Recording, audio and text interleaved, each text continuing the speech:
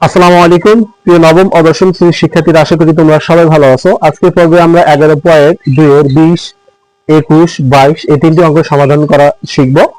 আর 11.2 এর এটি হচ্ছে আমাদের 5 নম্বর পর্ব। আমরা এর আগে আরো 4টা পর্ব তোমাদের জন্য ভিডিও তৈরি করে আপলোড করে দিয়েছি, তোমরা অবশ্যই সেই পর্বগুলো দেখে আসবা। তোমরা প্রথম যে অঙ্কটি দেখতে পাচ্ছ 20 নম্বরে, তোমরা দেখো এখানে বলা আছে ধান ও ধান থেকে উৎপন্ন চালের অনুপাত 3:2 এবং গম ও গম থেকে উৎপন্ন সুজির অনুপাত হচ্ছে 4:3 হলে সমান পরিমাণের ধান ও গম থেকে উৎপন্ন চাল ও সুজির অনুপাত বের করতে হবে। খুবই সহজ একটি অঙ্ক, একদম সিম্পল অঙ্ক, বেশি বড় না। তোমরা একটু দেখতে থাকো। দেখো তো এখানে প্রথমে দেওয়া আছে ধান ও ধান থেকে উৎপন্ন চালের অনুপাত কত আছে। এখানে চালের অনুপাত আছে 3:2, তাহলে 3 কত আছে 2। আবার গম ও গম থেকে উৎপন্ন সুজির অনুপাত আছে 4, এখানে আছে 3। ঠিক আছে, তো আমরা এখন যে কাজটা করব, তোমরা দেখতে থাকো যে এই যে 4, এখানে 4 আছে গম, আমাদের যে কোনো একটা অনুপাত আমাদেরকে মিলাতে হবে। তাহলে এখানে আছে ধানের অনুপাত আছে কত 3, আর ধান ও ধান থেকে উৎপন্ন চালের যে অনুপাত আছে 2। এখানে গমের অনুপাত আছে কত 4, আর গম থেকে যে সুজি উৎপন্ন হয় তার অনুপাত আছে কত 3। তো আমাদেরকে যে কোনো একটা মিলাতে হবে, কারণ যেহেতু আমি মিলাতে চাই, তাহলে আমাদের কি করতে হবে, এই 4 দ্বারা এই গমের যে অনুপাত রয়েছে আর এখানে যে চালের যে অনুপাত রয়েছে এটাকে আমাকে গুণ করে দেবো। তো শুধু 3 কে না, আমাকে 4 কেও গুণ 2 কেও গুণ করে দিতে হবে। তাহলে আমরা লিখতে পারি 3 × 4, এরপর আমরা অনুপাত লিখতে পারি, তারপর 2 × 4, অর্থাৎ এই অনুপাত দ্বারা আমরা কি করলাম, এই দুটো অনুপাতকে গুণ করে দিলাম। তাহলে কত হচ্ছে 3 × 4 = 12, অনুপাত 4 × 2 = 8। অর্থাৎ এখানে আমাদের ধানের অনুপাত হচ্ছে 12 আর চালের অনুপাত কত হচ্ছে 8। এরপর এখানে আমরা যে কাজটা করব, এখানে আমরা এই যে ধানের যে অনুপাত আছে 3 দ্বারা এই 4 কে এবং 3 কে গুণ করে দেবো। তাহলে এখানে লিখতে পারি ওকে অনুপাত 3 কে 3 এর সঙ্গে আমাদেরকে 3 গুণ করে দিতে হবে। তাহলে আমরা কি করলাম, এই যে এখানে প্রথমে এই 4 দ্বারা এই দুটোকে গুণ, আবার এই 3 দ্বারা এই দুটো অনুপাতকে আমরা গুণ করে দিলাম। তাহলে এখানে হচ্ছে 3 × 4 = 12, অনুপাত 3 × 3 = 9। এখন তোমরা এই জিনিসটা লক্ষ্য করো, এই যেখানে 12, দুটো অনুপাত কিন্তু একই হয়ে গেছে। অর্থাৎ এখানে ধানের যে অনুপাত 12, এখানে গমের অনুপাত কত 12। তাহলে আমাদের এই অনুপাত যেহেতু দুটো মিলে গেছে, তো এখন আমাদের প্রশ্নে কি বলছে, প্রশ্নটা আমাদের বলছে চালের অনুপাত এবং সুজির অনুপাত বের করতে হবে। তাহলে এখানে চালের অনুপাত কত 8 আর সুজির অনুপাত কত 9, তাহলে আমাদের অ্যান্সার হয়ে গেল। প্রফিট লিখতে পারি চালের অনুপাত, ঠিক আছে, আরেকটা দিতে পারি চালের অনুপাত আর কি সুজির অনুপাত।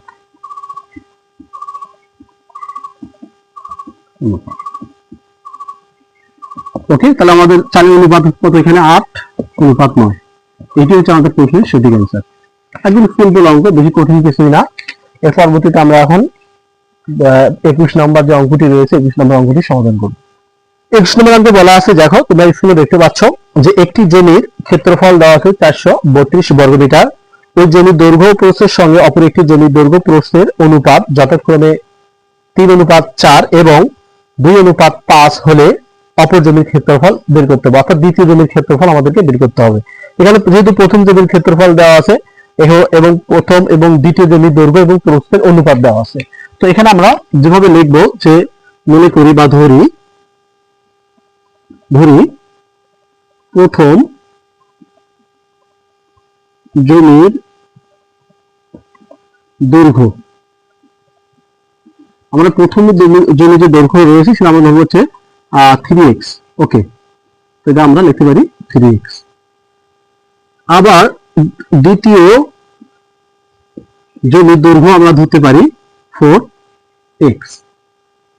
এরপর আবার লিখবো আমরা প্রথম জমির প্রস্থ, আমার প্রথম জমির প্রস্থ আছে 2y।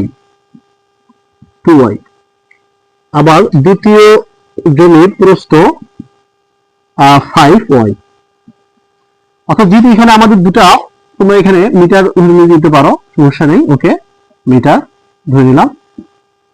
ওকে, তবে একটা জিনিস খেয়াল করো, এখানে আমাদের তো যেহেতু আমরা এখানে দেখো যে প্রথম জমির দৈর্ঘ্য 3x, এখানে আমাদের অনুপাত দেওয়া আছে 3 অনুপাত কত 4, তাহলে 4 এবং 3 এবং 4 এই দুটো অনুপাত দেওয়া আছে। তো আমরা লিখতে পারি এখানে প্রথম জমির দৈর্ঘ্য 3x, আবার দ্বিতীয় জমির দৈর্ঘ্য 4x, আবার প্রথম জমির প্রস্থ 2y, আবার দ্বিতীয় জমির প্রস্থ 5y।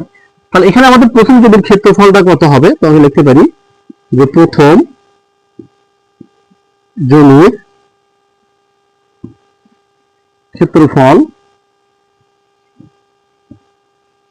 তাহলে আমরা লিখতে পারি প্রথম জমির ক্ষেত্রফল দৈর্ঘ্য গুণন প্রস্থ। তাহলে এখানে দৈর্ঘ্য কত আছে, প্রথম জমির দৈর্ঘ্য আছে 3x গুণন, আর প্রথম জমির প্রস্থ কি আছে 2y, তো এখানে আমরা 2y দিলাম, তাহলে এখানে হবে বর্গ মিটার। ওকে, তো এটা যদি গুণ করি তাহলে 6xy বর্গ মিটার।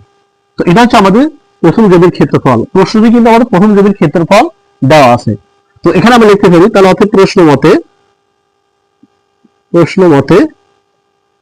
6xy = 432। এটা হচ্ছে আমাদের প্রথম জমির ক্ষেত্রফল। তাহলে আমরা লিখতে পারি প্রথম জমির ক্ষেত্রফল = প্রথম জমির ক্ষেত্রফল। তাহলে এখানে আমরা x y এর মানটা বের করব। তাহলে হচ্ছে 432 কে যদি আমরা 6 দ্বারা ভাগ করি তাহলে x যে y এর মানটা আসবে তা হচ্ছে 72।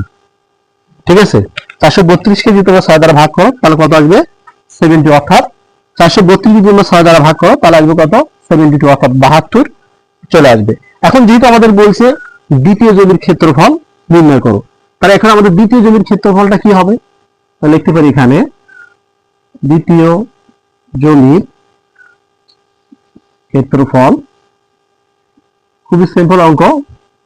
আর এখানে দ্বিতীয় জমির ক্ষেত্রফল আমরা লিখতে পারি, দ্বিতীয় জমির দৈর্ঘ্য কত আছে 4x, আর দ্বিতীয় জমির প্রস্থ কি আছে 5y, তো এখানে আমরা দৈর্ঘ্য লিখতে পারি 4x গুণন 5y, তাহলে বর্গ মিটার। তো গুণ করে এটা 4 5 20, অর্থাৎ 20xy বর্গ মিটার। যেহেতু আমাদের দ্বিতীয় জমির ক্ষেত্রফল কিন্তু আমাদের বের করতে হবে, প্রথম জমির ক্ষেত্রফল তো দেওয়া আছে 432, তো এখানে যদি আমরা মানটা বসাই তাহলে 20 গুণন xy মান কত 72, তাহলে এর সাথে আমরা যদি গুণন করি তাহলে এখানে আসবে 1440 বর্গ মিটার। তো এটাকে আমরা একটু গুণন করে দেখতে পারি বর্গ মিটার। তো এটি হচ্ছে আমাদের যে 21 নম্বর যে অঙ্কটি রয়েছে তার অ্যান্সার, অর্থাৎ 1440 বর্গ মিটার হবে দ্বিতীয় জমির ক্ষেত্রফল। আশা করি তোমরা বুঝতে পারছো। তোমরা অঙ্কটি দরকার আরেকবার দেখো, বারবার দেখো, দেখো অবশ্যই তোমরা বুঝতে পারবে। খুবই একদম ইজি অঙ্ক, বেশি কঠিন কোনো অঙ্কই না। যেহেতু আমাদের প্রথম জমির ক্ষেত্রফল আছে, দ্বিতীয় ক্ষেত্রফল বের করতে হবে, এবং প্রথম জমির দৈর্ঘ্য আছে 3x আমরা ধরে নিয়েছি, এবং দ্বিতীয় জমির দৈর্ঘ্য আছে 4x। এরপর প্রথম জমির প্রস্থ আছে 2y, দ্বিতীয় জমির প্রস্থ আছে 5y। তাহলে এরকম যদি থাকে তাহলে আমাদের যে কোনো অঙ্ক আসুক না কেন আমরা এভাবেই সমাধান করতে পারবো। এরপর এখন আমরা যে 22 নম্বর অঙ্কটি রয়েছে 22 নম্বর অঙ্কটি সমাধান করব। 22 নম্বর অঙ্কে তোমরা দেখতে পাচ্ছ স্ক্রিনে যে জেনি আর হচ্ছে সিনি একই ব্যাংক থেকে একই দিনে 10% সরল মুনাফায় আলাদা আলাদা পরিমাণ অর্থ ঋণ নেয়। এখানে ঋণের পরিমাণ দেওয়া নাই, কিন্তু এখানে পার্সেন্টেজ রয়েছে, অর্থাৎ 10%। জেনি 2 বছর পর মুনাফা আসলে যত টাকা শোধ করে, মানে মুনাফা আসলে যত টাকা শোধ করে, 3 বছর পর সিনি মুনাফা আসলে তত টাকাই শোধ করে। অর্থাৎ জেনি 2 বছরে যত টাকা শোধ করে, সিনি কি করে 3 বছরে অত টাকায় সে শোধ করে। তাহলে তাদের ঋণের অনুপাত আমাদেরকে বের করতে হবে। এখানে আমাদের ঋণের পরিমাণে নাই, ঋণের পরিমাণ আমাকে এক্স ওয়াই ধরে নিতে হবে। এখানে যেহেতু দুইজন ব্যক্তি রয়েছে, প্রথম যদি আমি বলি এখানে তোমরা দেখো খুব ইজিলি একটা অঙ্ক, তোমরা একটুখানি মনোযোগ দিয়ে দেখো তাহলে বুঝতে পারবা। প্রথমে এখানে বলছি জেনি, তাহলে এখানে আমাদেরকে ধরে নিতে হবে। তাহলে ধরি প্রথমে জেনির ক্ষেত্রে আমরা লিখবো জেনির ঋণের, যেহেতু তারা ঋণ নেয় তাহলে ঋণের পরিমাণ। এখানে যেহেতু ওরা আমাদের এখানে প্রশ্নতে ঋণের কোনো দেয়নি, আমাদেরকে ধরে নিতে হবে যে জেনি ঋণের পরিমাণ হচ্ছে এক্স টাকা, আর যেহেতু যেহেতু হচ্ছে সিনি, তাহলে সিনির ঋণের পরিমাণ হবে ওয়াই টাকা। এই যে এখন দুইজন টাকা আমরা ধরে নিলাম এক্স এবং ওয়াই। এখন 10% উভয় কিন্তু কি করে 2 বছর, একজন হচ্ছে 2 বছর, একজন হচ্ছে 3 বছর। শুধু বছরটা একটু চেঞ্জ, পরিবর্তন। আর এখানে পার্সেন্টেজ কত, 10%। তো এখানে আমরা লিখতে পারি 10% সরল মুনাফায়, প্রথমে এই কথাটা লিখবো, প্রথমে জমির ক্ষেত্রে, প্রথমে আমরা লিখি এখানে জমির ক্ষেত্রে, তাহলে 10% সরল মুনাফায় 2 বছর, প্রথমে যেহেতু জমি আছে 2 বছর, এখানে আমরা লিখবো 2 বছর, 2 বছরে দেখি কত টাকা হয়, মুনাফা হয়, আমাকে সেই মুনাফাটা বের করতে হবে। তাহলে 10% সরল মুনাফায় 2 বছরে কত টাকা মুনাফা আসে আমাকে সেটা বের করতে হবে। আমরা জানি যে I equal to PNR, অর্থাৎ সরল মুনাফার সূত্র। তো এই সূত্র দিয়ে আমরা কিন্তু এই অঙ্কটি সমাধান করতে পারি। তাহলে আমরা কি যে জমির ক্ষেত্রে 10% সরল মুনাফায় 2 বছরের মুনাফা, তাহলে এখানে কত আসছে 10%। তাহলে আমাদের এখানে দেখি আমরা যে পরিমাণ x ধরছি, তো x প্লাস x এর এখানে 10%, তো এখানে আমরা গুণন দেব 2 গুণন 10% উপরে 10, আর এখানে কি দেবো, এখানে আমরা 100 দিয়ে দেবো। 10% মানে হচ্ছে উপরে 10 এসে কি 100। এখানে কেন প্লাস দিলাম, কারণ এখানে আমাদের আসল। তো আমি যদি তোমরা সরল মুনাফার সূত্র বের করো, অর্থাৎ I equal to PNR, অর্থাৎ আসল প্লাস কি সময় গুণন মুনাফার হার। তো এখানে আমরা আসলে একবার যোগ করে দিয়ে দিলাম, অর্থাৎ এক্সটা যেহেতু এক্স পরিমাণটা আমরা ধরে নিয়েছি, এটা আমরা একবারে যোগ করে দিয়ে আমরা একবারে মানটা বের করবো, ঠিক আছে। তার যদি এখানে বলছে মুনাফা এবং আসল কত হবে, মুনাফা এবং আসল, এই জন্য আমরা এখানে কি আসল যেহেতু ধরে নিলাম বিভিন্ন পরিমাণ এক্স, তো এখানে কি বলি এক্স প্লাস, যদি আমরা এই শূন্য কাটাকাটি যদি করি 5 গুণ 10, তাহলে উপরে কি থাকবে এক্স আর নিচে থাকবে 5। এখন এটাকে লসাগু করা যায় 5, তার 5 কে 5 অর্থাৎ 5x প্লাস 5 মিলা যায় x থাকে, তাহলে সমান সমান 6x ভাগ 5 টাকা। তো এটা আমাদের বের হলো। এরপর আমরা সেমির ক্ষেত্রটা বের করব। সেমির ক্ষেত্রে ওই সেম একই 10% সরল মুনাফা কত বছর, এটা হচ্ছে 3 বছর হবে, অর্থাৎ 3 বছরে মুনাফা আসল, যেটা আমরা লিখতে পারি মুনাফা আসল, যেটা একসঙ্গে লিখতে পারি। তাহলে y প্লাস y এ গুণন 3 ইন্টু 10% উপরে 10, নিচে কত 100, শূন্য শূন্য ক্যান্সেল। তাহলে এখানে আমরা লিখতে পারি y প্লাস, তাহলে 3y ভাগ কত 10। এখন আমরা এখানে লসাগু নিলাম 10, সে গুণ করে দাও, তাহলে 10y প্লাস 10 ভাগ হয়ে যায় কি থাকে 3y, তো যোগ করলে কত হবে 13y ভাগ 10 টাকা। তোমরা এখানে 2 বছরে মুনাফা আসলে লিখতে পারো, এখানে এই কথাটা এখানে একটু অ্যাড করে দিতে পারো, মুনাফা আসল, কোনো সমস্যা নেই। তো আমরা যেহেতু আসলটা একবারে যোগ করে দিয়েছি, এখানে মুনাফা আসল আমাদের দুটো বেরোলো। এখানে আছে 6x ভাগ 5, আর এটা হচ্ছে 30y ভাগ 10। তো এখন আমাদের প্রশ্ন যেহেতু তাদের ঋণের পরিমাণ কিন্তু একই, আমাদের কিন্তু প্রশ্ন প্রায় শেষের দিকে অ্যান্সার আমাদের এখন চলে আসবে, মানে আমাদের যে অঙ্কটা রয়েছে অঙ্কটি আমাদের শেষের দিকে চলে আসছে। আমরা জাস্ট এখন শুধু পরিমাণটা বের করব। তাহলে এখানে আমরা লিখতে পারি প্রশ্ন মতে এখানে আমরা লিখতে পারি 6x ভাগ 5 ইকুয়াল টু, যদি মূল পরিমাণ 1, তো আমরা এখানে 30y ভাগ 10।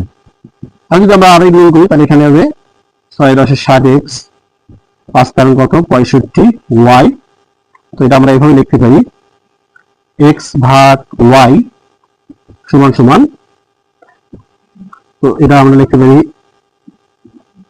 65 ভাগ 60, কারণ আবার যদি তোমরা যে সাথে গুণ করো এটা আবার আগের মতো হয়ে যাবে। তো এরকম থাকলে তোমরা প্রথমে x নিতে পারো, y নিতে পারো, এই জন্য আমরা এভাবে লিখতে পারি। উপরে যেহেতু এখানে x 60 সঙ্গে x রয়েছে, এখানে 65y রয়েছে, তো আমরা x ভাগ y, কারণ এখানে x থাকলে y টির পাশে নিয়ে আসলাম, আর এখানে কি তাহলে 65 থাকলে নিচে কি নিয়ে আসলাম, এই 60টা নিয়ে আসলাম, আবার আড়াআড়ি গুণ করে আবার আগের মতো হবে। তো এরকম ভাগ অবস্থা থাকলে কিন্তু আমরা অনুপাত আকারে লিখতে পারি। তাহলে অনুপাত আকারে এইভাবে লেখা যায়, যদি তোমরা আরো কাটাকাটি করো, তো এখানে 5 কারণ 65, 5 দ্বারা কাটলে 5 12 60।